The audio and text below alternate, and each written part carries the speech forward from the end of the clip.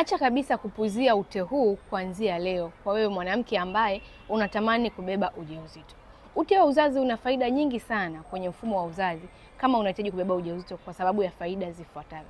Kitu cha kwanza, inasaidia kulinda mbegu. Yawezekana umeshiriki tendo la ndoa leo, alafu kesho ndio siku ya ovulation. Maana yake ute huu utasaidia kulinda mbegu zako kulingana na tindikali ambayo ipo sehemu zako za siri. Lakini pia inasaidia kusafirisha mbegu kutoka kwenye unaposhiriki tendo la ndoa kwenda paka kwenye mirija ili kuweza kukutana na yai liweze kurutubishwa. Yawezekana haubebi ujauzito kwa sababu haupati huu ute na mbegu zinapata ugumu wa kuweza kuogelea ili kuweza kulifikia yai. Lakini ute huu unasaidia kuzuia maambukizi kwa sababu huwa unatengeneza kizuizi ambacho hata kama ukishiriki tendo la ndoa ukapata maambukizi labda ya bakteria ama fungus, kuna uwezekano mkubwa asiweze kushambulia kwenye mfumo wako wa uzazi.